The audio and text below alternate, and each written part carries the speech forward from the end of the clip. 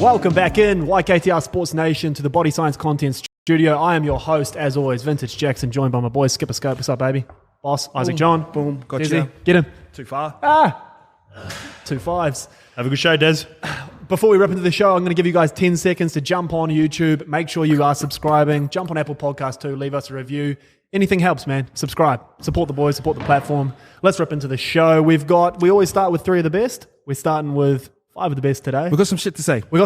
There's plenty going on in the world of footy. And obviously the All-Star, it's good to have footy back this weekend, so we'll get to all of that. But first, and it pains me, Scope, I'm going to start with you here, but REECE WALSH reportedly, allegedly, rumouredly, bullshitly eyeing a return to a Queensland club. I've got plenty to say on this, but your first sort of reactions to the REECE WALSH news, did it shock you, surprise you, and what do you think it means for the Mighty Wires? Yeah, no shock and surprise at all. Jacko, I think even yourself, you'll touch on a little bit.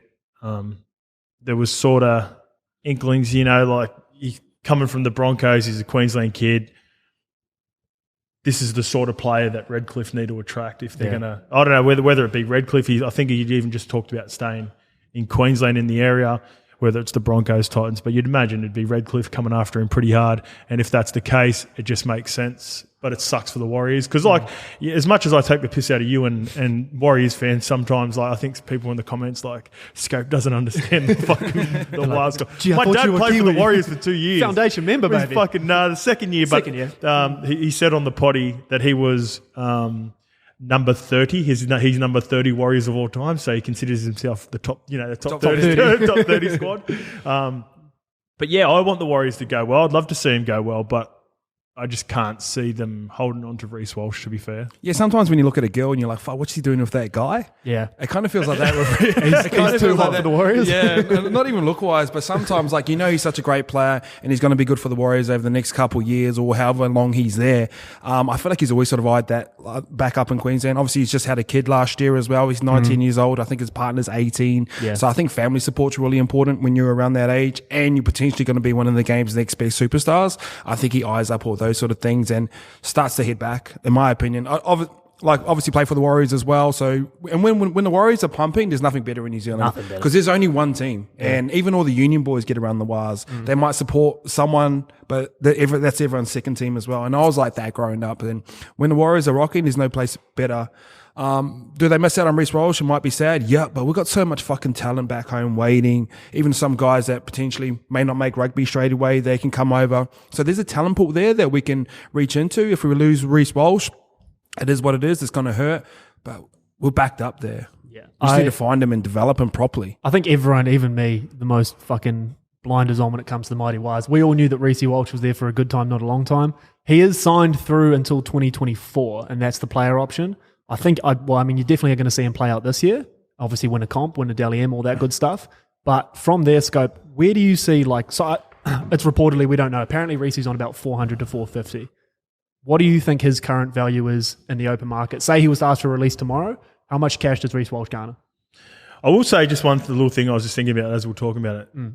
This year is pretty important for him as well. Yeah. If he has a good season and the Warriors can live up to your expectations, Jacko, and end up somewhere in the 8, and Shawnee brings out the best of him, if he's playing his best footy because Shawnee's freeing him up and they're killing it and, everyone's getting along, he might... Where Shawnee's on the timeline, though. Shawnee's 31, 32. And he'll understand that, so there has to be more that's coming through, but it could change it from, all right, I want to fuck off next year after 2022 and go straight away 2023. Let's work something out, which works good for the Warriors, which works good for Redcliffe.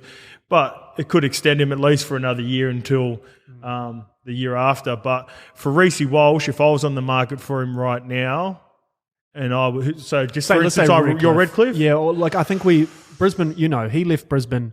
Brisbane didn't give him a crack. Here's a question, Scope. So what's his actual value and what do you reckon he'll get paid? 2 different questions. I reckon his actual value right now is 650 to 750. I'd have him in that range. And if I was Redcliffe, I'd give him $1 million. Fuck. Funny, I've got 650 to 7 where he's actually at right now because he can win your games. He's in that prime position. And I think I'm same with Scope. I'd offer him 859 over 3. Yeah, probably 4. Like something if it goes. But they'll have to give him $1 million to get him there. So generally with those contracts, they might go like 850, $1 million, 1.2, something like that. That's how it gradually gets better, and Because like at the start of the year, whenever you do contracts, no matter who it is, especially after the first couple of years, because players always talk about back-ended contracts. Yeah. If it gets to that point, it's like, oh fuck, maybe this guy's not the player we thought he is. Not saying that REECE Walsh is going to be that, but that's what happens. And I wouldn't even label it like $1 million because there's bad stigma around that $1 million. Yeah, puts a lot of pressure on him. Yeah, it puts a lot of pressure on him. Even if it's at 850, 900, like I think that's what Guffo potentially picked up, maybe 750, 850. I think Rog was about 900 as well. Yeah, and it keeps you away from that label. And then Yeah. as soon as you got the $1 million price tag on you, all the journos go, whew. Well, why are they losing? You're paid $1 million. Oh, he yeah. just knocked the ball on in round 16. He's on $1 million. You shouldn't be knocking the ball on. Like, shut the fuck Can't up. have won 3 in a row before that. Yeah. With REECE, I think Brisbane obviously didn't give him his opportunity. He got his opportunity at the Warriors, so he's obviously going to want to repay them That'll probably come- just this year. Yeah, that'll come into so it. this is what I was getting at. We'll start with you, Scope, and then go to you, Ice. But if you are in his shoes right now, today, it's fair to assume, whether it's his manager or whatever, someone sort of put this out into the world, to a manager. or a device. If you're in his shoes right now, what do you do? So you're signed through till 2024. That's an option. So you're signed for 2 years at the Warriors on 400. You know that you're probably going to play Origin in the next 18 months, you would assume.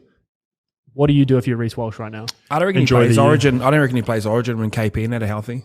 I think he gets in that 14 spot. You reckon? Yeah, I think over Benny Hart.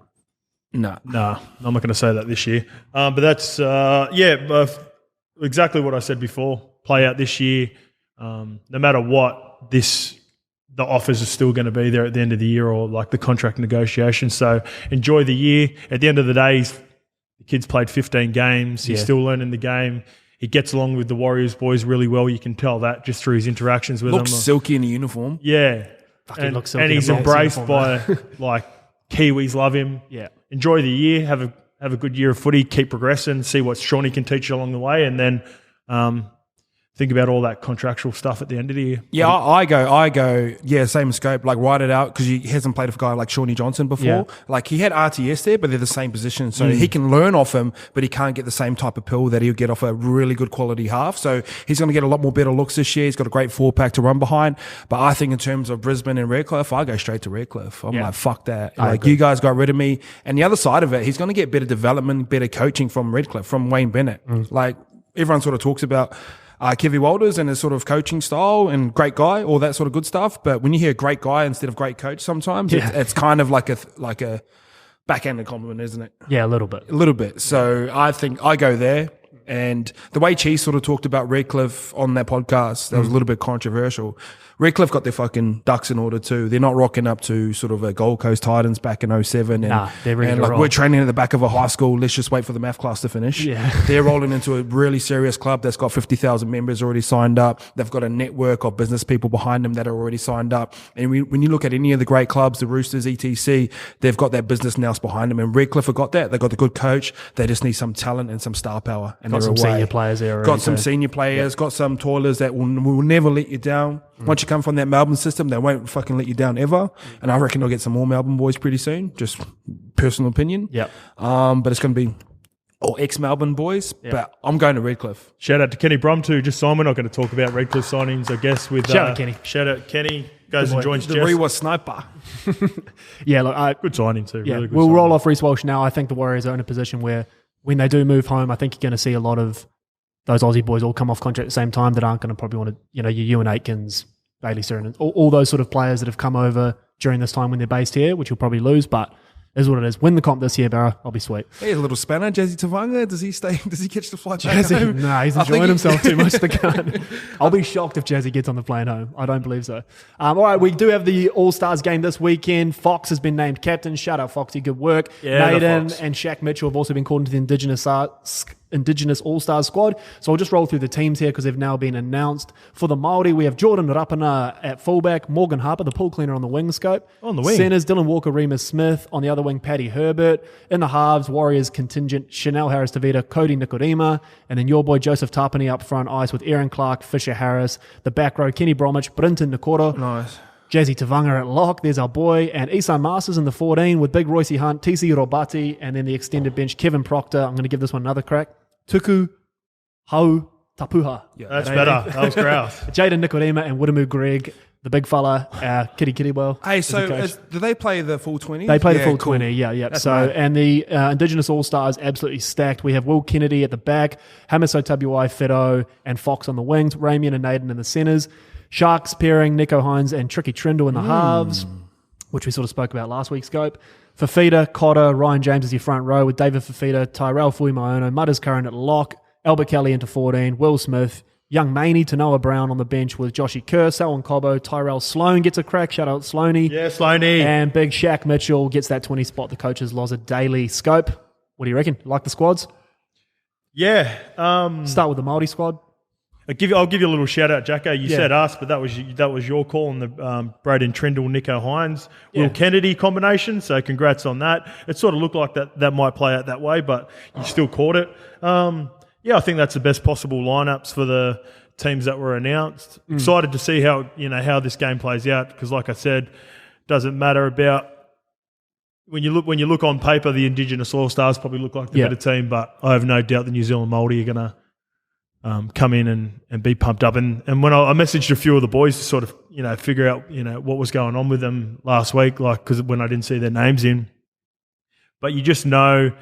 There's a lot of opportunity for a lot of guys in here too. So some of the younger boys that we've talked about on other shows get an opportunity to potentially, showcase their talents in a way bigger way or get more national attention that you'd normally get than just a regular trial. So I'm excited for all the boys and teams look about right. I think last year, it's a good point because last year we really saw guys when Curran and even Cotter as well got named in that side, you probably didn't know who they were. Tanoa Brown the year before, and it sort of allowed them to carry that confidence through and have an unreal year. And I reckon we're going to see the same with Trindle. Like we saw last year, he was solid, he was good, but with that Sharks combination of Kennedy and Nico, this is going to be their first time we actually get to see them play together with fucking talent around them, especially when Sloan and Cobbo come on. They're going to be all right.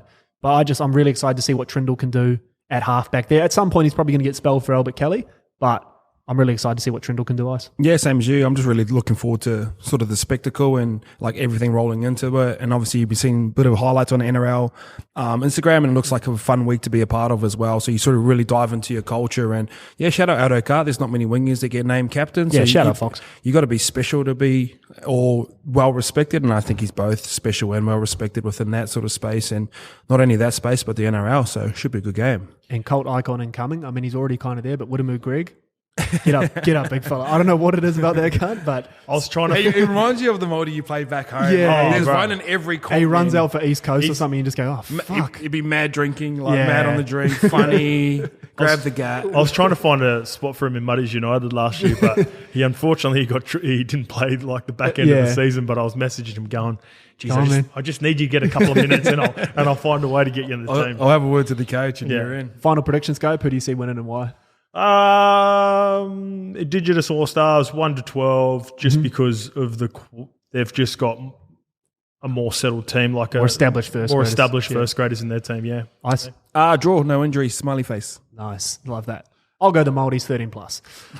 And let's moving on. Scope, you want to talk a little bit, obviously, with regards to the Māori selection. There was a few stories yesterday about Joey MANU keen to play, but allegedly some of the Māori sort of staffers have come out and said that the Roosters sort of blocked that. I know you want to sort of touch on that, but it was just unnecessary from childish. Yeah, it seems kind of like sometimes I have a bit of a thing with I love my people and what this game represents, but don't throw Joey MANU under the bus like this. Like even if this is true, like we talked about it, right? So there are conversations that happen, and it's not saying we know exactly what happened with Joey MANU, but Joey MANU, might have been in that position where. Yeah, there was a few nigglies come back a little bit late from an injury in the off season. He hadn't really got the runs on the board, but he's fit. Yeah, he's ready to go. And then Robbo might have gone, nah, this is a big season for us. We lost a shitload of fucking players last year. Last thing I need is to lose my fucking strike outside back in this game, or just a bit of wear and tear going into the season. So I can understand it from where Robbo's coming from. I can understand Joey, but just the. What's his name? John Devonshire. Don't go throwing your players under the bus, and also don't go taking on the Roosters, Robbo and Nick Politis, because that's not going to end well for New Zealand Māori Rugby League. So just zip it. Yeah, I agree. Like we said last time, these conversations happen behind the scenes, and That's what they it's should always say. it's always touchy when it comes to like culture as well. Because I know a lot of the boys do want to play, but yeah, I see the other side of it as well. Like he's come back from a facial injury. When you go into your first trial, your timing's always off. Yeah. You always get like bruises and like your head's in the wrong place. So I can see that. I can see that side of it as well, and like. The upside of it gives other people an opportunity as well. Like, Yeah. we know Joe Manu's elite, and we do want to see our best players playing in this game, but I can see the other side of it as well. And I agree with Scrope. Just have them conversations. Like, if you want to fuck around with Nick Politis, go say it to his face. Yeah. Don't drag him out in a public thing. So I know It's a bit of a size mismatch. like, I wouldn't say his name, but like, And he wouldn't do that too. Like No. he's not going to be fucking saying No, he'd be anything shaking when his they hands. get the phone call. So just don't go through the media and do it. That's fucking kiddies. I won't say his name, but like when you're dealing with those big dogs, they basically say behind the scenes, don't try and public humiliate me because Yeah. I'll fucking bury you. Yeah. And this happens in rugby league too. It happens in everything. So, Yeah. and Nick Politis is one of those guys. Probably just does it in a nicer way. I agree. I think Joey withstanding, because obviously he's come back from that facial injury, but I do hope that moving forward, like this, to me, this is a representative game, and I think it should be held eventually in that same caliber as it's never going to be state of origin, but I don't think clubs, if a player's fit, healthy, and willing to play, regardless of whether you've got a long season ahead, I don't think clubs should be stopping players. Here's a It's better- not city country. Here's That's a what I'm better saying. question. Why don't they put these teams in World Cups? Yeah, well, it's not a nation. That's the problem. But would you rather see the Indigenous side in Greece? Well, the problem is Fox would be playing for Aussie or Indigenous. He'd then pick start- Indigenous, and Yeah. it levels out the competition. Like, I think you create unnecessary friction with that. I don't think you do. Like, I'd rather see the Indigenous and the Māori side play, and they done it back in 2000. Like in Yeah. the World Cup 2000, there was a New Zealand Māori side was in there. too. I don't know. I get the argument. Yeah, It's, yeah, yeah. Oh, this ain't a nation. I and you this know is me. biased. I look at things through negative lenses. So. Yeah, but like, bro, why Yeah. not? Why not? That'd be sick. Yeah, I'd be Yeah. into it. All right, moving on. Let's go. We got two more before we rip into our breakdowns of these teams. We are doing teams. Name me three Greece players. Jordan Meads. Magoulias. Caleb- Is he? Nathan He'd have to Beats. be. He'd have to be. Caleb Gronius. There you go. Yeah. Big Tino Skip has been named Titans captain at just 21 years old. Congrats, big fella.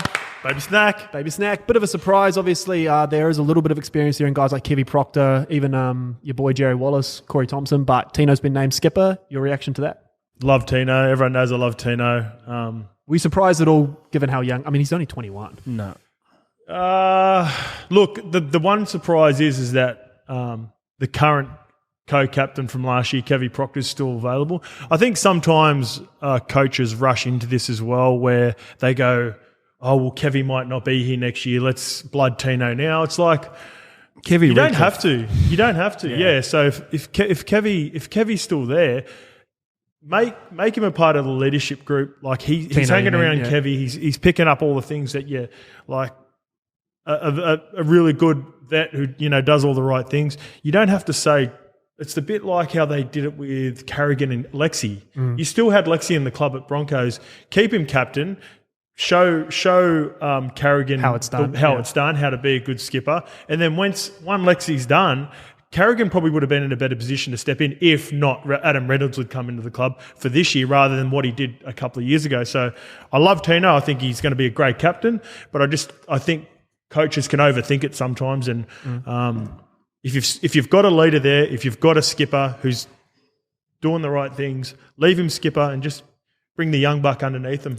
Yeah, I like it. I really like it. And Scope will be able to vouch for the story as well. In 2020, we ducked up to Byron Bay to go party with the Queensland boys. Got an invite from the Prez himself. We thought Fisher was going to be there. So he came off the back of a grand final win, rolled into that Queensland Origin Series 1 and was moving to the Gold Coast that day. And we were sort of there with Sandor and we were like, oh, is Tina going to rock up for a beer in that? And he brushed that whole like celebration because he goes, oh, Titans start training in the next couple of weeks. Like I just want to be like a leader and keep my head down and rock up the training like a little bit early and show my face. And this was like 2 years ago. So I was looking at it. I think he's only played like 49. No, a bit more than that. Yeah, a few more, But yeah, I think he's Sub under 100, 50, yeah. 21. And I look at some of the great captains that got named early, like Simon Mannering. He was a great captain for us, got named good there at example. 22. Nathan Kalis in the stacked 01 side, he was 21, bro, when he got named captain. And they had some very good vets in there as well. So I think it sets them up, go, all right, this is our captain for the next 8. Everyone always says 10 years, eh? Like, this is the next 10 years. But I think it sets them up and it steadies the ship for them and go, yeah, this is our guy. Yeah. Would you keep the mullet if you're captain? Yeah, that's a very good question, actually, and we like to ask the hard questions here. I think the mullet's got to go. I think so too. Shaved head. I'll tell you a funny little story. So this is how Tino hit my radar. Me and Normie in 2000 and was it when he played it when they win the grand final? It would have been 2020. Yeah, I know. So this Tino hit my radar. I was watching him play. He might have only been about 10 games in. He'd come off the bench for him. He's got bleach blonde hair, and I'm going, fuck, this cunt's a snack, but I don't want my middles of fucking dyed bleach blonde hair. But then the more I watched him, and he played good the next couple of weeks ago, I went back to Normie and go, oh man, that cunt with the bleach blonde hair goes fucking good, eh? I reckon he's going to be a real player for him. Back end of the season, he started killing it. Then we signed at Gold Coast Titans, goes on to win the grand final, goes on to kill it for things. So he could dye his hair blue now. There's an exception to the rule. If you play like Tino for Sewer Mullet, you can keep your blonde hair, you can keep the mullet, do what you got to do. But I'm pumped for him. Message him a fair bit through our connection here at YKTR Sports. Such a good kid, really respectful. Respectful, bro. The way he Really talked nice, really well on the podcast I did with him and Brimo last year. Really good choice, but just hopping on again. If Kevy's still there, I would probably have kept Kevy for one more year until he moves on, and then Tino's next up. So when Simon Mannering got named captain, like if anyone that knows Simon Mannering, like the most laid back Kiwi guy that you could ever picture from Nelson. So when he used to go like to interviews and stuff, he used to have a vivid, and he used to write like notes on his hand. Like, so he'd be doing interviews, bro, and like he'll say like groceries on his hands. Like that's how chilled he was. And like when he got named captain, and you're the captain of the club, they gave him like a monthly free haircut thing, so he could always just get a haircut because he was just sort of rat's ass. Yeah. I don't mind the mullet, but I think that mullet at the moment is like too vibey. I like it. It's fucking vibey. See KP's new mullet? Well, not new mullet. He's run the mullet back too. Yeah, but mullet KP going to be different. When you got the C next to your name, yeah, I don't know. Unless you like Tawaronika back in the day. right down your back. Yeah, but the Tawaronika vibes. Fuck, he was gun, bro. Fuck, he aggressive was. Bro. Like very underrated Tawaronika. Yeah, he is, but not New Zealand, but in Australia, he is. Yeah. All right. We will obviously dive a bit more deeper into the Titans when we do our breakdown. But just lastly, I've sort of thrown this one at you boys a bit later. I'm not too sure if you've seen it, but I just thought it'd be worth addressing. Jason Taumalolo has been sort of smashed in the media this morning for refusing to answer Vax questions. We're not going to get into all that shit here. They've labelled it as bizarre, train wreck, disingenuous interview. And I think for anyone who has consumed that news this morning or read it or seen a snippet, I would implore you to go and actually watch the press conference because... In its entirety, not because it's not what they clip. It is awkward and it's uncomfortable to watch, but not on Jason's point. He's tried to be respectful. All he said is simply, listen, I don't want to disclose my personal medical information, but I'm good to go for round one, and I respect the NRL's decision with regards to vaccinations. He sort of laid it out pretty plain and simple. And, I've been on the other side of that media scrum, but obviously New Zealand media is different. I know how Australian sports media can be sort of, seagulls to chips with things like this. Vultures, holy shit. But they sort of just kept pressing him. I really liked what the Cowboys media manager sort of stepped in and said, listen, these are his beliefs. He's going to, you guys are going to have to talk to him throughout the year, show him the respect he's showing you. He's up here. He's still answering questions. I love that. Yeah, it was really good. And they're going to have to, he's going to see the same journos every week, Taumalolo. But I just thought it'd be worth addressing because if you are going to see that today, tomorrow, over the next few days and think that Taumalolo's a lemon for not answering Vax questions, he did answer it. And he answered it by saying, basically, it's none of your business, but I've gone through the process and I'm sweet to play for round one. So I'll just leave that there. Yeah, well said, Jack. I've actually watched it. I haven't watched it myself. So hey, journos, keep going, please. Keep going. Keep going. You're pushing the players towards us and you're pushing them towards us quicker. So everyone sort of switch on to what you guys are trying to do. Yep. It's fucking corny as fuck. So thank you. It is. And when you do switch on as well, make sure you switch on your Manscaped 4.0 lawnmower. Ooh. Today's podcast is brought to you by Manscaped, the number one and below the belt men's grooming. Head to manscaped.com.au, chuck in promo code ICE, ICE, or SCOPE, SCOPE, or grouse, and you get 20% off plus free shipping. And they have the new performance package out now, so you can get the whole kit and caboodle. Chuck in your promo code, get your lawnmower, get your ball deodorant, get Scope sorted. What is that word? Kit and caboodle. Kit and caboodle. What's the origin of kit and caboodle, Lukey? That's a weird one. We don't have the sort of laptop set up. So yeah. It's a good word. It is. I like it. Do you give us shout outs for we shout out Simi on here all the time? Do we get the same? Please don't act like you don't watch Grouse and a Few Reds. You know that you do. This is respectfully, yeah. Everyone here knows I don't watch content. Yeah, look, you can use any promo code. The point is, don't pay full price. Get yourself 20% off. Get yourself free shipping. Head to manscaped.com.au. Kit and caboodle. Oh, .com. thanks, Lukey. I've got .com.au in here. Either way, it'll take you the right place. All right, let's rip into the breakdown. We have sides 8 to 5 today. We'll start with the Gold Coast Titans. We touched on them a little bit, skip with the Tino stuff. All the hype in the world last year coming in. Obviously, there's some big signings. I know you had them in your top 4. Just wanted to let that sit on dead air for a little bit. But it's fair to say, despite making the 8, the Gold Coast sort of underachieved a little bit. They were able to unearth some really exciting youngsters. Jaden Campbell obviously being the number 1. Before we rip in, key gains this year, Isaac Liu, good signing. Will Smith, Lukey's boy, Paul Turner out of the Wires, and Aaron Booth. Losses, they've lost a bit of experience in Jamal Fogarty, Ash Taylor, Peachy, the Don hanging them up, Mitch Rain, and Jai Whitbread. We'll go strengths, weaknesses, X Factor, one to watch for all of these teams, and Scope will start with you. Strengths for the Gold Coast Titans in season 2022, my man. I'm still excited, baby. They're going to fucking bring me down like that, Jacko. I still like the Titans. And the thing I love about the Titans now is exactly what you mentioned and what sort of I maybe pumped them up. They're a year removed from those expectations. Love that. They sort of fell in the perfect position of they made the 8, which would have been a goal considering, all the signings that they'd made. But no one really expected them to do anything. But in the process, we're able to blood a couple of really nice young players. So those players, they could bear the... Sexton was nice too. Yes, I'll get to him a little bit later. I'm massively high on him. But yeah, Tino fucking works out, value for money, becomes their skipper, kills it. David Fafita had his naysayers, fucking nearly scored 30 tries. If that's a bad season for a back rower scoring fucking 18 at the best... what did Skip get in 13? What did you do?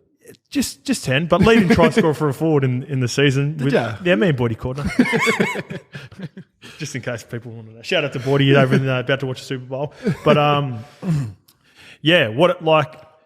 there was expectations. They probably internally they would have liked to have gone better, but for me, I reckon it's perfect. Now everyone's sort of like, it's the Titans, they finished 7th, maybe not as high on them. But I think now they can just go back under the radar with some nice established core that they're working with. They seem very settled in the 1-6-7, whereas last year it was a little bit different with, Ash Taylor was floating around, Fogarty, what were they going to do? They bring Toby Sexton in. They made a decision nice and early. From the top up to go, all right, let's ship Fogarty off to Canberra. Let's ship Ash. We're not going to re-sign Ash. You go to the Warriors. They're almost saying, Toby, you're our guy, which I think I love it. Strengths for you, Ice? Yeah, I think they just steady the ship up. Justin Holbrook's been in there for a couple of years now. He's starting to get, and Scope just touched on, roster. Like a lot of coaches, when they come in, they inherit rosters and they'll try and establish culture, but then it's not till they get sort of the old guys out and the new guys to start to come in. So he's about year 3, maybe in year 4, around that sort of vibe there. So most coaches, when they come in, probably get about 5 years to start really trying to get results. He got into the top 8 last year. I don't think they make it this year. And when I look at their top 8 results last year, they only had 10 wins. Yeah, I think they were equal with the two teams below them as well. It was points differential. You didn't even have to win 50% of your games. You're in the top 8, and it's close in that. But yeah, I really like the steadying ownership. I think they start to get their culture really solid, and obviously Tino getting named as captain and buying into your new halves. I think it's an exciting time for them as well. I still don't think they make the 8, but if they do, they're 8th. Let's get a little bit negative. Weaknesses, Scope. Yeah, but by the way, I've got him in that same bracket, but I think it's a better 7th than it was last year. So the combinations grow, and then I'm excited to see the younger players, Jaden Campbell and Toby Sexton, a little bit further on. The weaknesses, they've got that rocks or diamonds, ultimate rocks or diamonds feel about them. So even though, I'm excited about them, it wouldn't surprise me if they finish top 4 or bottom 4.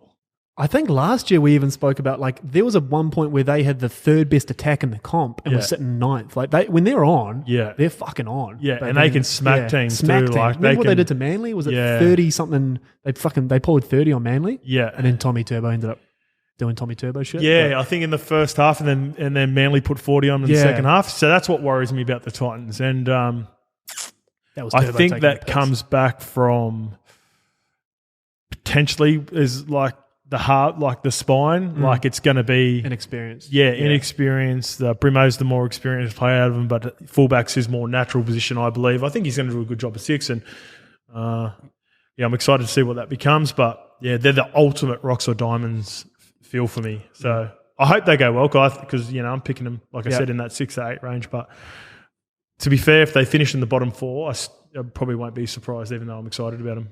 So weaknesses for me, spine, but only in close games. I'll back them I'd like them in a shoot off if they go like point for point because there's plenty of points in them. But if they come up against the Roosters, the Melbourne, and it's or Sharkies, and it's an 8-6, and they got to kick and defend their way to a win, I'm not too sure if these guys are the types of guys. Is that just too young or too young? Haven't been in those games before and haven't got results from those games before. So when you look at someone like Melbourne and they've got a Cam Smith who's done it for 15 years, and he's behind the line, he's going, boys, just trust me. We just need to get to this corner. We'll defend our way to a win, and you can see results from it, and you've got someone there that you can look at and trust. I think these guys, especially when you're young, you can sort of like try and attack your way into a win, and it can get you in trouble. It's high risk, high reward. And you look at someone like Luke Brooks, whenever the game's on the line, he'll try and score his way to his win. I think Benny Hunt sort of plays that vibe as well. They'll try and throw shape and score instead of just the Cherry Evans. All right, guys, just get me here. I'll take... boy, chill out, I'll do the rest. And that's the difference between experiences and actually you get experiences from actually being out there and being in those positions and feeling those types of games. And they don't have that right now, but it is a fucking exciting spine to watch, in my opinion. I mean, I don't know off the top of my head, but I think anecdotally, this has got to be the youngest team in the comp, right? Across the board. Yeah, when you look at Tino and he's 21, 20. I can't imagine it. I know Brisbane's pretty young, but... Like, I'm looking Dave Fafita's 22, 23. Yeah, and I was looking at Nathan's like age, and like he's... Like, Tino's born in 2000. Like, this is how young of a captain he is. Old, eh? And I was like, oh, Nathan's still young. And I'm looking at Nathan, and I was like, oh, he's born in like 97. He's starting to tick on now. And I remember when Nathan that came through, I remember looking at like Luke Brooks and Mitch Moses, and like, oh, these guys are born in 94 now. So the game's starting to move on, and obviously Nathan's established in the best half and potentially best player in the game besides Tommy. Bro, they're young. They're very young. X Factor scope for the Gold Coast Titans. AJ Brimson. Alexander Brimson. He's moving into the 5'8" role. You can just tell he's a footy player, though. It might take him a little while to adjust, but the reason I say he's the X factor is because he's going to have to unlock Jaden and bring out the best in Toby and be a steady influence for Toby. I like the way he is as a half, but he's like you talked about the age. He's only a couple of years older, but he's played in Origin games. And he's played different positions in Origin games and done well. Like his performance last year in the centres, coming off the bench, he dropped a couple of balls, but the job that he did in Turbo, defending in the line, that's going to be a big part of playing 6 for him. He's going to have to get used to defending in the line, and I thought he did that really well against the best attacking player in the competition. So, I think he's going to be their X factor.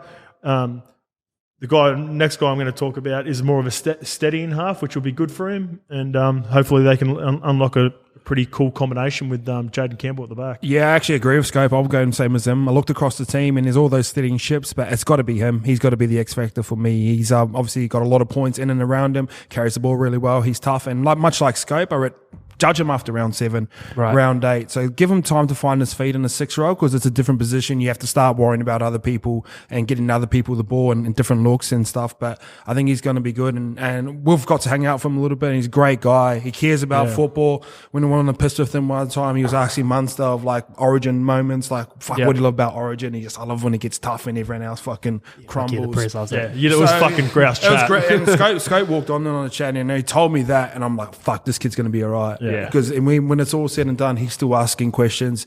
He's still trying to learn. I think he cares about the area. I think a lot of people move up to the Gold Coast and going, this is mad. Let's go to the You can tell from the building the Titans Stocko. He cares, bro. He cares about him. And when you've got your best player and he cares about the area, you start to get that sort of Trebojevic feel. You start to get guys recruiting, go like, and you get Tino, who's to sign long term, and he cares about the club now, and he cares about Jaden Campbell. Area. Those guys care. His dad's a foundation member, so I think when they're trying to build, and this is what I mean by when they're trying to steady the ship, they're steadying the ship with the right guys that care about the club. Can you talk a little bit to what Scope said? Because obviously you defended in the halves. How much of an adjustment is that going to be for Brimo defending at fullback versus now moving to an edge? Obviously we saw him do it at centre, but different. Like, what do you have to look at when you're defending as a 5'8" or as a half? You have to make reads. So a lot of the times, and when you're a fullback, you start to get adjustment for the eyes at the back, and you just basically count numbers. So when the third man's coming back, you go right, left, and he's got that down pat as well. When you're in 6, he's going to get a lot of target coming because we've both identified him as X factors. So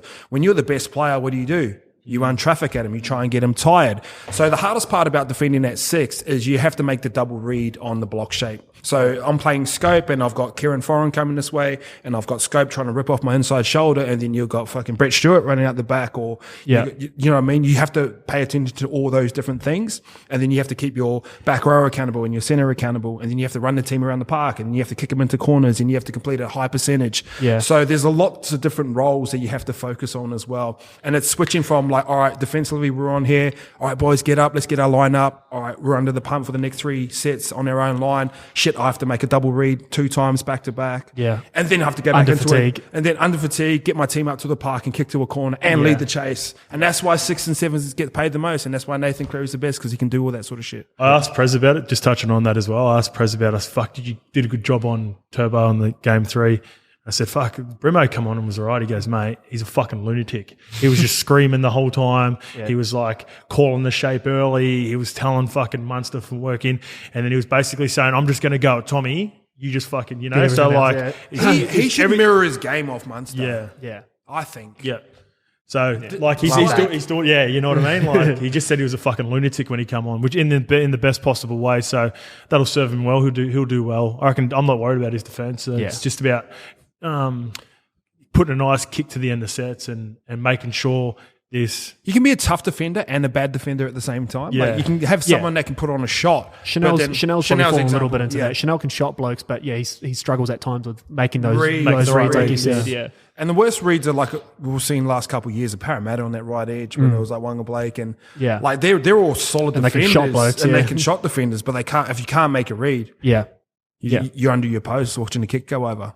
Yeah, I'm excited to see Bremo. And just quickly on that spine as well, I know we've been talking a lot about the Titans spine. It'll be exciting to see Aaron Clark. I know he's starting at 9 for the Maldives. He's obviously, Holbrook's come out and basically said that's going to be our starting 9. So I love that little mongrel too. He always looks pissed off. I've played it for Matt Mounties. He's done well. He's done well to get back into NRL. Yeah. He's kind of on the outer at Canberra and he's playing for us. That would have been a while ago. Yeah, legit. He plays with a proper chip on his shoulder. Yeah, and like at the time with the Warriors, all the sort of hookers were coming out with sort of the similar build, like Saliva, all those sort of nuggety tough. Nothing was probably quicker. Runners, so Saliva's nice, man. He's a bit of a loss to Canberra too, though. Yeah. All right, and before we move off the Titans scope, one to watch. Who's got your eye on this year? Yeah, Toby Sexton. I watched a few games last year. I thought he played really controlled, even from the first game. The way he squares up the line as a back row, it's one of the things I love watching for. Is my half going to take it in the line? And he was willing to take his medicine as well.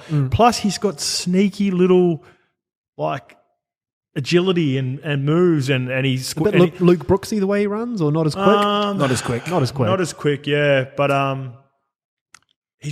he was always pushing around, a bit like Jimmy Maloney was always around, like he was always hovering around. So even though he wasn't on the ball controlling the game, he was always thereabouts. His defense is one thing that I think when they played Melbourne, they peppered him and he had a tough day. Yeah. But Melbourne will do that. They'll find out, find your weakness and they'll exploit it. So I'd imagine he would have been doing a lot, but a lot of halves like that. He's a young half. He'd be 20 years old. Just getting used to playing NRL. You can definitely improve on it, or in making sure he's getting his body in front and whatnot. But I'm excited. I've got a pretty big rap on him. I think he's going to be a real player of the future. One to watch for me, Will Smith. I think it's great recruitment for them. I think we touched on their weaknesses, 9, 7, 6, 1. They're not really weaknesses, but if any of those guys go down, Will Smith straight and he's played some pretty big games. Like people sleep on what he's done in the game. When I was at Penrith, all of us went down injured. He played 6. He was in the major semi when Moiser were putting on the clinic. He was the 5'8" then, putting in pretty good touches. Parramatta, when they had their little run in 17, when they could have gone all the way, Guffo went down with an ACL. He was the fullback. Yep. So he's played in big games. He's nice, man. Won a knockout for Newcastle All Blacks as well, so that matters for them boys, for the Corey boys and stuff as well. So he's a big time player. He's a great recruit. I think he's the ultimate 14.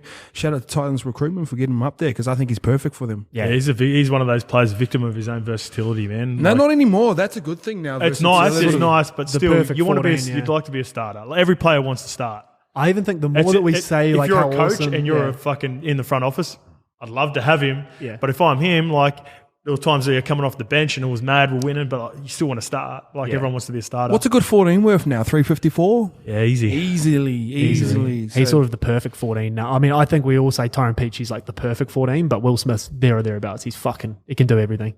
Let's move on. Ice, we may as well start with you here, seeing as though you turned your back on him. Newcastle Knights. I've got him down here as my ultimate swing side scope. They finished, obviously, 7th last year. Not many people are picking them to go much better in 2022, but what I said, if you've got Ponga and he's got that mullet going, anything's possible. Key gains for Newey. Haven't gone big in recruitment, but they've got Gags up there and Adam Clune out of the Dragons. Key losses, this is big. They've got lost, obviously, Pearce, Connor, Josh King. Shibasaki has gone too. Stafford Toa, one of the great names in rugby league, is gone. And obviously Blakey Green hanging him up. Ice, we'll start with you. Strengths for Newey. Centre pairing. Lukey, can you hit the aircon, please? Bit Turn cold. it off? Yeah. Sorry, Cold? mate. Yeah, cold, yeah, freezing. That's that new material. Yeah, it's Breathable. Nice and light, baby. Good to train in Brent Stew, but it's a nice little fucking... Strengths for me, centre pairing, Bradman Best and Dane Gagai. Like we always sort of say Queensland Gags and like he kind of doesn't really like it. But when Gagai was at Newcastle and you had Jared Mullen just ripping him the ball left to right, fuck, he was the man, bro. He was elite. Jared Mullen. And Gagai has always been a quality player. He's the type of player that goes up and plays better as the occasion gets bigger, and I really like that. But why I like Bradman Best and Dane Gagai, it takes a lot of pressure off not only the halves, but also Kalen Ponga as well. So we're going in to play Newcastle, we're like, oh, yeah, cool. We've got to try and shut down Kalen. We shut down Kalen. We shut down the team. Shut down Saifidi. We shut down the team. But the reason why I like this is because if I look to my left and I've got Bradman Best there and he's a fucking absolute beast, if I look to my right and I've got Dane Gagai there and I'm not the most experienced half, if I'm a coach and I'm Joey Johns, I'm just going fucking zing the ball to that cunt as quick as you can, get him early ball and just like push up through the middle. Yeah. So that's why that centre pairing for me is one of the extremes because it takes a lot of pressure off KP. Yeah, love that. Newcastle scope, obviously, yeah, like I said, not many people are picking them to do much better than they did last year, but strengths for you, where do you see him going? KP. Yeah. They've still got KP. Like the fact that he's still on the books right now, because next couple of years doesn't look that great without him. I've got Knights in the bottom four, eh? Yeah. I don't. Same. Yeah, Same. I see them struggling this year. I know a fair few people do. If they can do anything, Ice brings up a good point with the centres to give some strike to KP, but they've got to stay. You know, Bradman Best has got to stay healthy as well. Like he's missed a fair few games in only his short career. He's an animal, but he's so still young and he's raw. Developing and raw. But He's good anytime, Jam. the fact, he is, good anytime, good for a double as well. But KP, the fact that he's still on the roster and he gives him a chance and he gives him some sort of hope that he potentially could be there in the future. But other than that, it's fucking pretty dire. All right, let's get a bit dark again. Ice, weaknesses for the Newcastle Knights. 769, sort of touch on the halves. I think Jakey Clifford had a really good year last year. you like I think him, I think he started to develop. But one thing about Newcastle, and I've referenced this conversation so many times, when you watch Mitchell Pearce plays, he touches the ball like 26% of the time at first receiver. So I think their style of coaching is going to change, and they've obviously got Joey in there to give them a different look. But at the end of the day, talent still matters. And if you got a good 7 and a 6, you're in competition finals. You had Reynolds and Walker in there along with Cleary and Luai. Like you still need those guys to be great.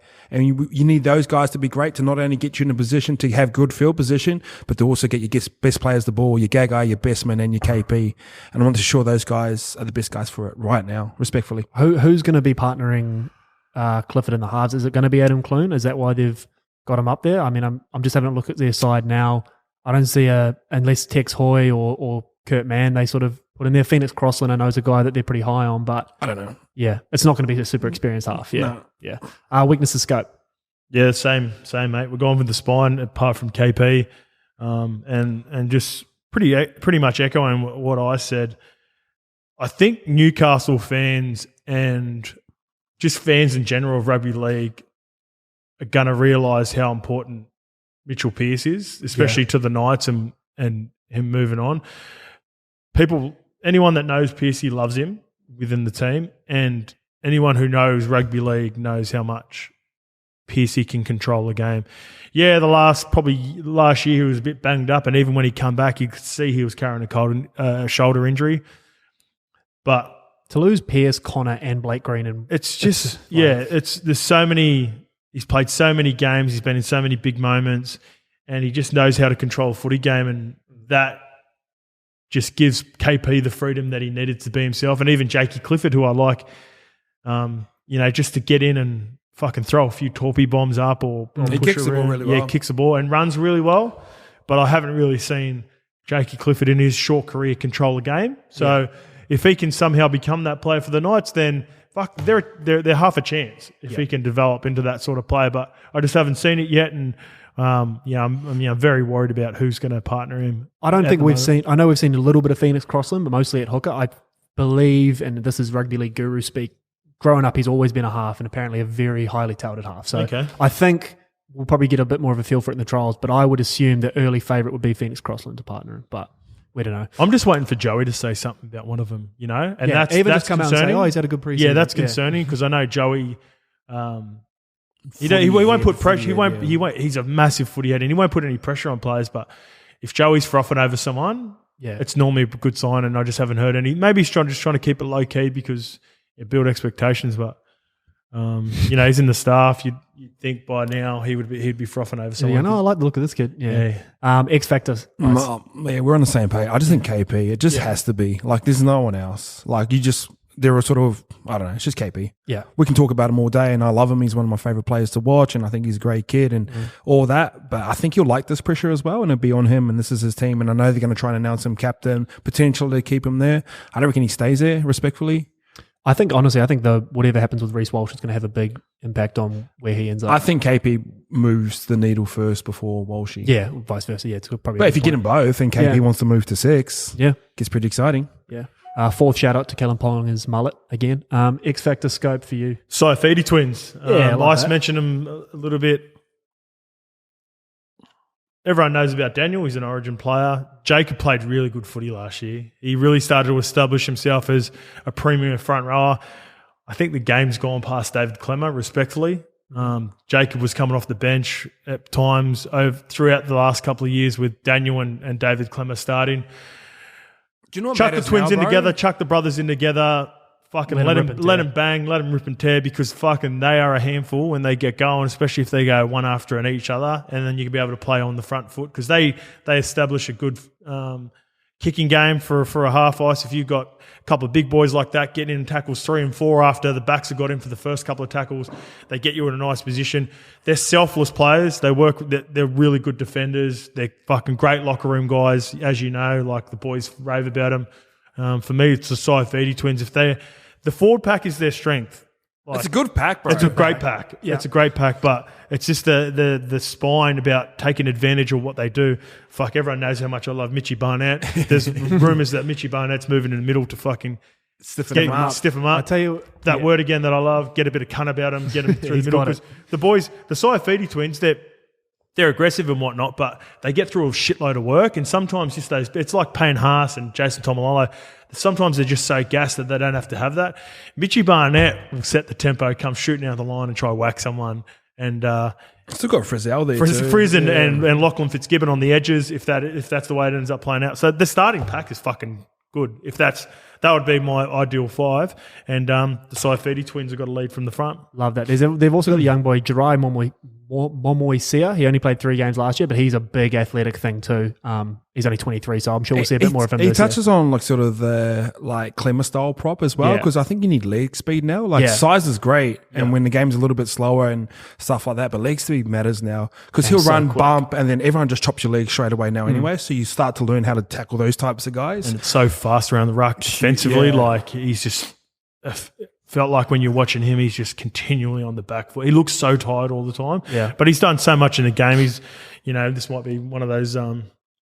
It's just the rule change has gone past his style. Still had a hell of a career. Yeah, fucking oath. Yeah. One to watch for you guys before we move off Newey. Jakey Clifford, we sort of seen him develop last year, and he sort of plugged into a piece that was kind of nice. You had Brayley there, Mitchell Pearce, KP, so he was kind of like the 4th option, respectfully. Yeah. But I thought he was nice. I think when I used to watch him play in Townsville, he was very kick happy. Like when he sort of ran out of options, he'd just drop it onto the toe and try to roll it in. And sometimes like it comes like you start to read that a little bit as well, and it starts to be a little bit annoying. But I thought he was really good, and just to see if he can develop from here on out, or was last year his best year, or could he kick on? And that's kind of the questions in and around him at the moment. There we go, Newey. Good luck to the boys and good luck to KP. Let's move on to Lukey Stowe's men. Another really good season from Parramatta. My player to watch is Dom Young too, by the way. Oh, sorry, bro. That's all right. That's all right. Just a little one on him. Just a young big player. Englishman on the wing, yeah. Big Englishman. He's got a nice looking rig. know, bro. He made a few errors early on in his first game, which he was under the pump, and then he was in and out of first grade. But he's still very raw. I love the fact that he's a 19-year-old kid, played about fucking half a dozen games over for Huddersfield, and took a gamble and come over here. So I'm just excited to see. Hopefully he can become a player. Yeah, hopefully. Sweet. Parramatta. Lukey, good year. Fell short again. Plenty of positive signs for Para, but I said this last week. To me, it feels a little bit like if they don't do it now, I'm not too sure how long this window is going to stay open for Para, but key gains for them. Obviously, they brought in Bailey Simonson, who's a nice player, and Mitch Rain as well. Obviously, preparing for Josh Hodgson's the following year, isn't he? Yep. Yeah, so obviously getting ready for life. Maybe they got one more year in him with him there. Waiting for life after Reedy. Losses, Fergo, Will Smith, who we already spoke about, Keegan Hipgrave, Joey Lussick, and Oldie. Michael Oldfield has gone as well. Scope, we'll start with you here. Strengths for the mighty Parramatta Eels. Your old Armada. People think I'm an Eels hater because we didn't have the best years when I was there. I'm excited about the Eels. Yeah. I'm excited about the Eels this year. And we you get straight into the strengths there. Yeah, go for it, yeah. The back end of their season is completely different to the previous couple of seasons. The way that they finished, in particular, that game against Penrith, it was 8-6. Ray Stone was playing hooker. They had a few outs. The way that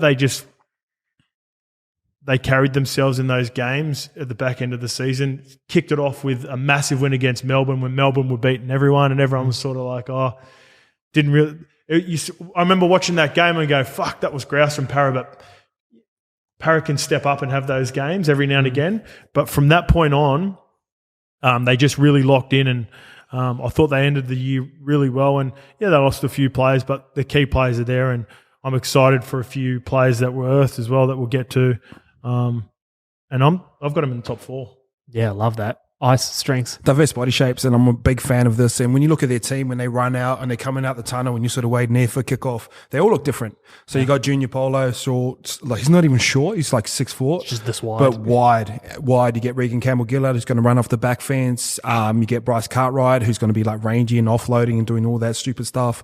Nathan Brown, who's going to come out and put a shot in here, but he's like a little bit thick but he's short. Nakora's a big body. Sean Lane, 7 foot. Mitchell Moses, like narrow but fucking rapid. Dylan Brown's starting to develop a pretty big body around him. Yeah, he is. Yeah. So like they all look very different when you watch them play, and it's hard to defend against. And we talked about the Dragons last week, where their forward front pack rotation is all the same guys, and you get a rhythm of tackling in those types of guys. So I love the diversity of their body shapes. And when I look at their team from 1 to 17, it's a great side, and like they all can rock up and turn up. So man, I'm with Scope. I think they're in for a big year. So do I, and I think. Guys, we didn't mention there, like Papali'i and Ray Stone, we saw last year. Another one? We saw what Papali'i can do last year. Obviously got the big deal. And then Ray Stone, when he's not forced to play hooker, and that's had nothing. I don't think anyone held that game against Ray Stone, but when he's in the middle, like you mentioned, body shapes and attack, when you're trying to run the ball yourself, you got Ray Stone in the middle. Nathan Brown. Junior can put a shot on. That's who he was big for, Nathan Brown. Yeah. Like Nathan Brown will appreciate Ray Stone more than anyone, because there were times where Brownie would come shooting out the line and try to fix it himself, and you'd watch it and you go, fuck. No. It looks awful because he exposes himself. Yeah.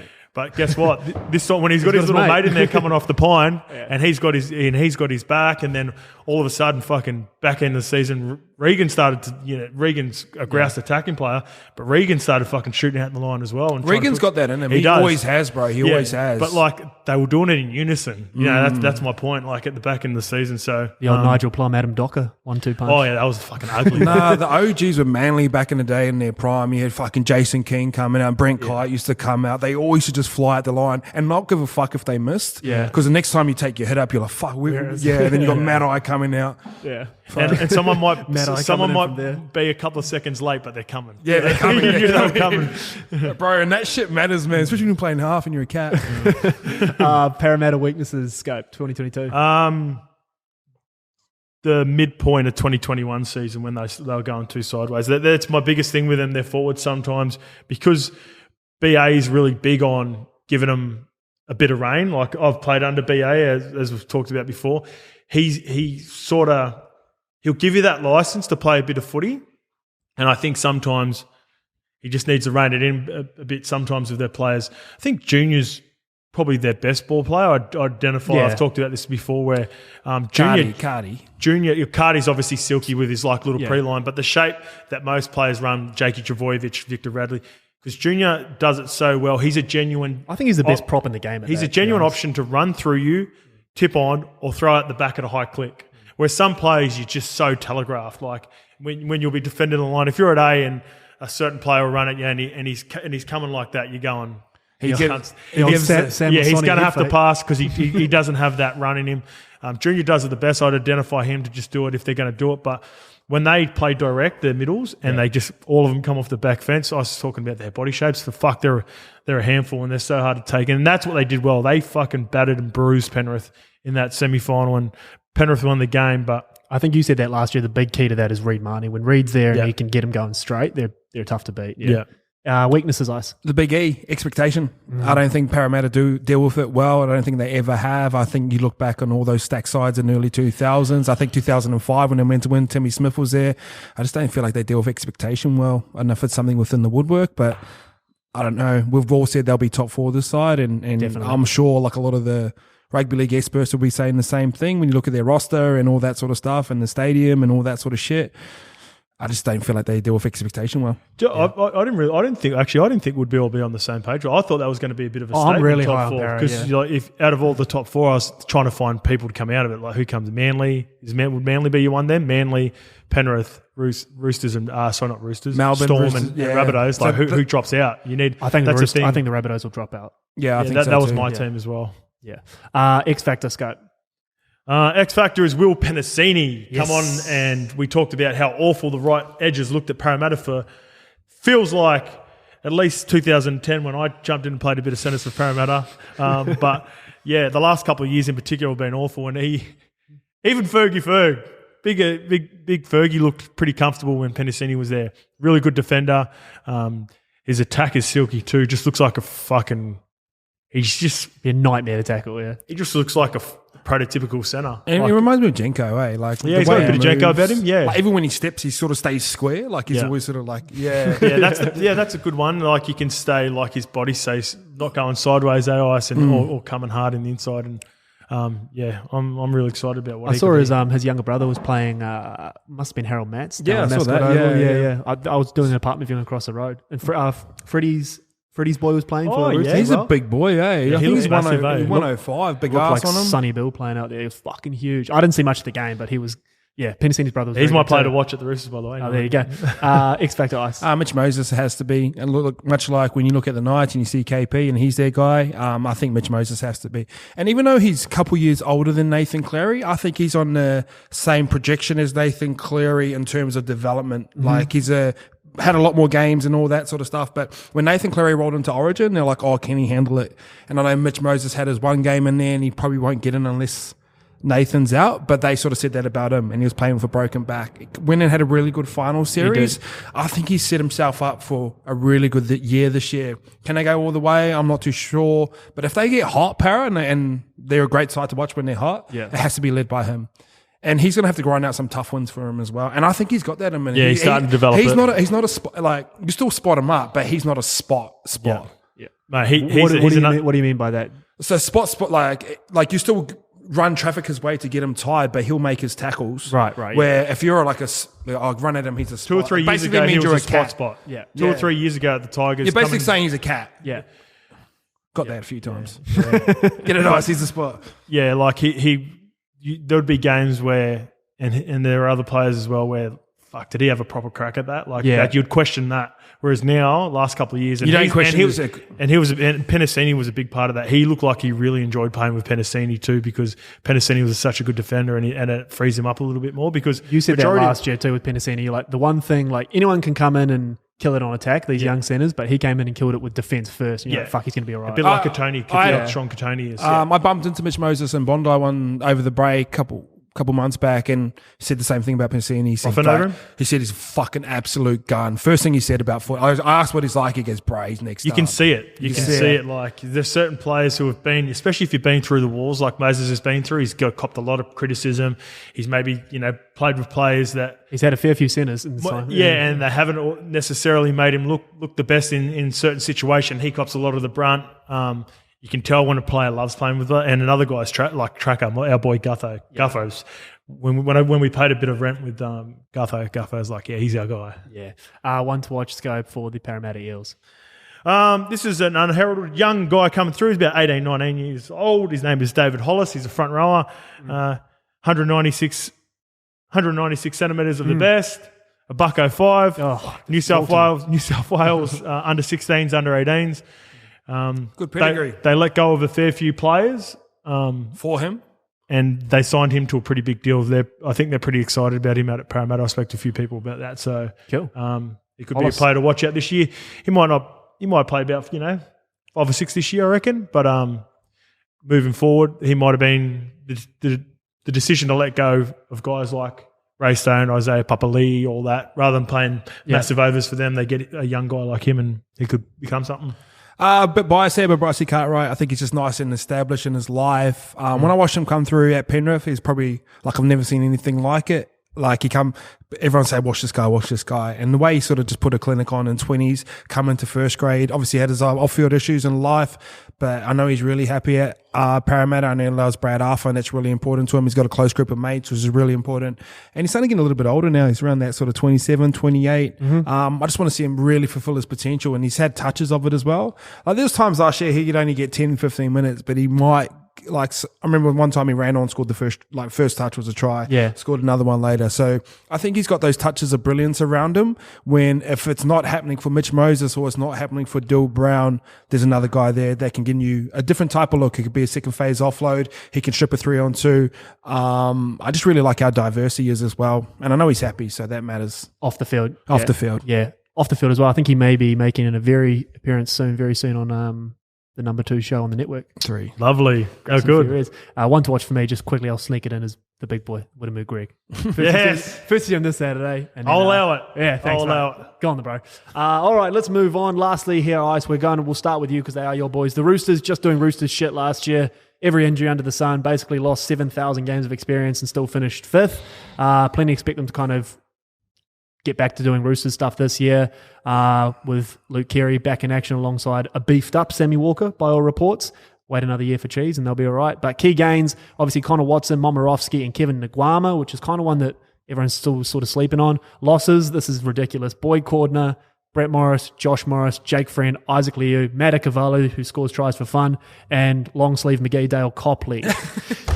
The guy on the Digger. Jeez. Digger's part of our franchise dynasty. He's Good on him. He's a fucking solid first grader. He really is. All right, Ice, these are your boys, so we'll start with you here. You can only give me one. Strengths for the Roosters. They're the Roosters.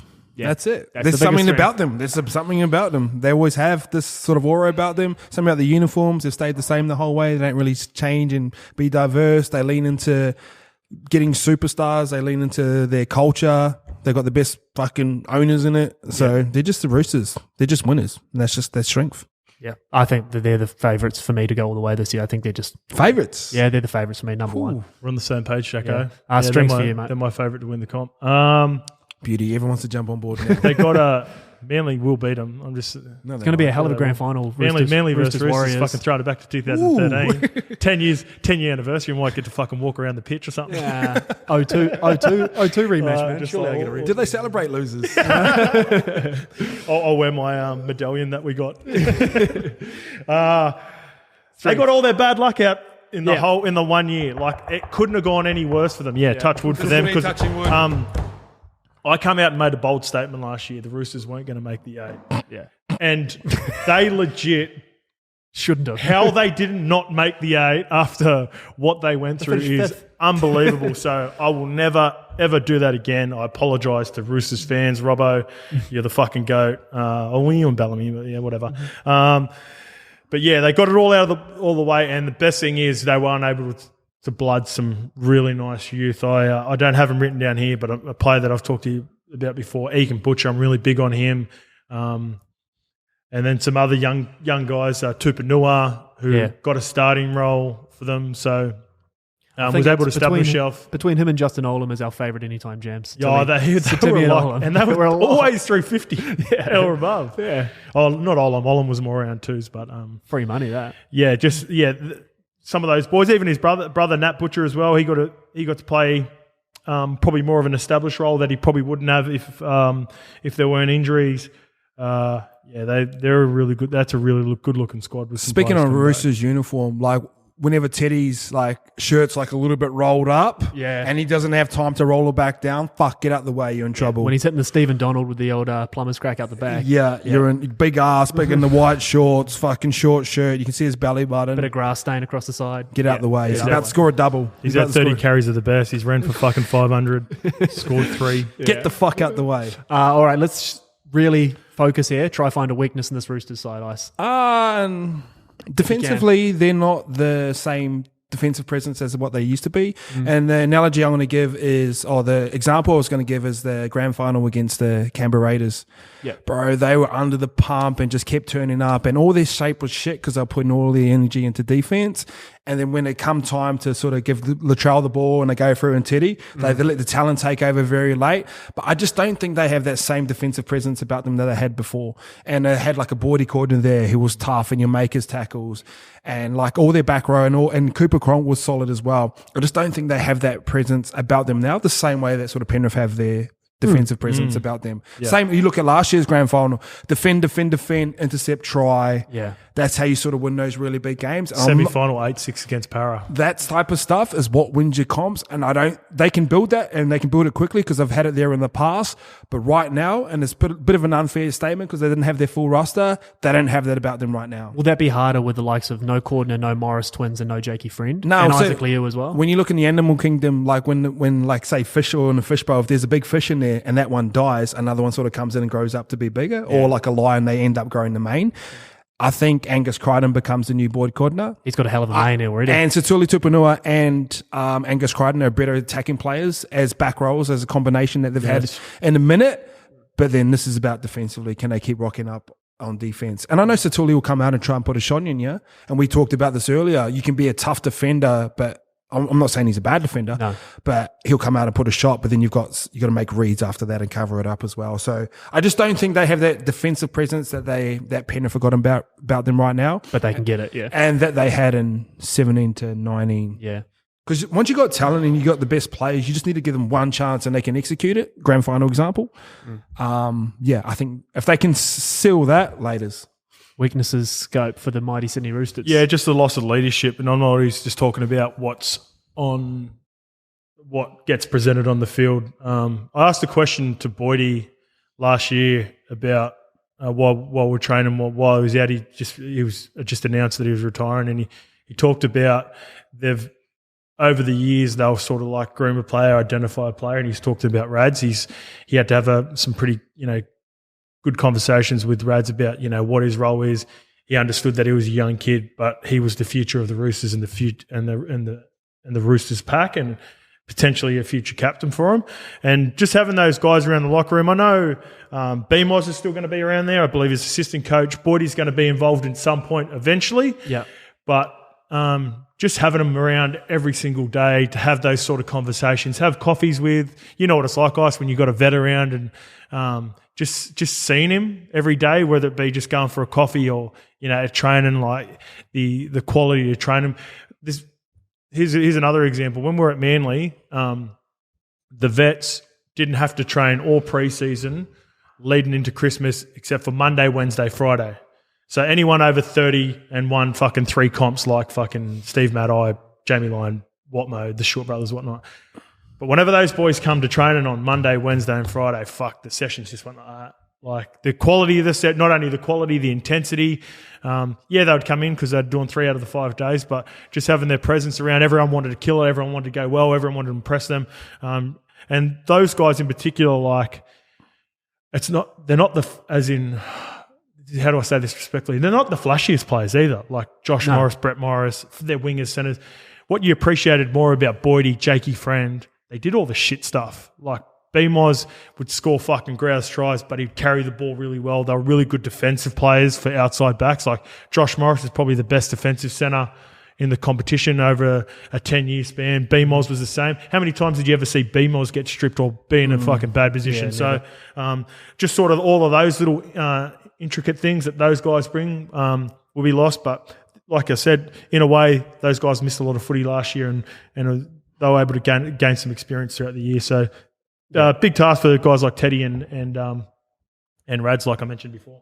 X Factor, Isaac John. Luke Carey's back. Yeah. You watched their first 3 rounds last year. Beautiful shape. We were doing the shape show, and it was basically the Luke Carey show. Yeah. So he just gives everyone a different look. And I've written down there, he's got the Maloney effect. Like when you look at him, you're like, fuck, how does this cunt play footy? So small, but they win. He just wins. And you look at his running game. You compare a Maloney to a Sean Johnson. You're like, who's got a better running game? Shawnee looks prettier, but I think a lot of the time Maloney's a lot more effective.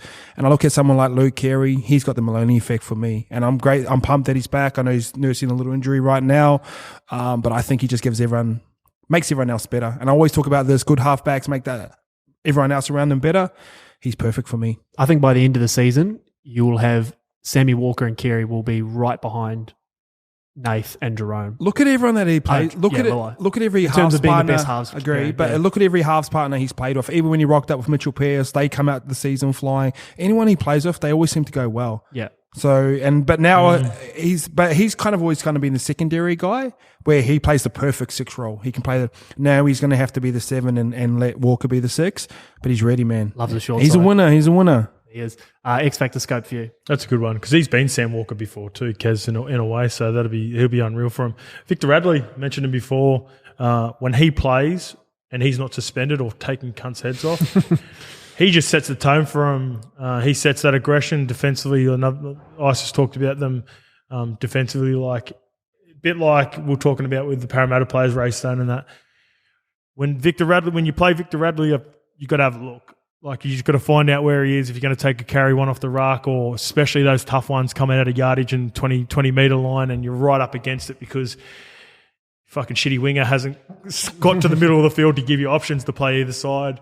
Those are the sort of guys that are tone setters. And then I think there was another comment where we talked up Jakey Travojevich's ball playing. Rad's up there, and like it might have come across that I didn't respect his. Jakey is elite. That's what I was getting at. Like, Jakey's elite. Rads is just in the next tier, but he's fucking developing so nice. I think there was a game last year, maybe it was against the Titans, where they went through, where he come on, had a little play. He played pre-line. He can go through the line, dig in, play around the back as well.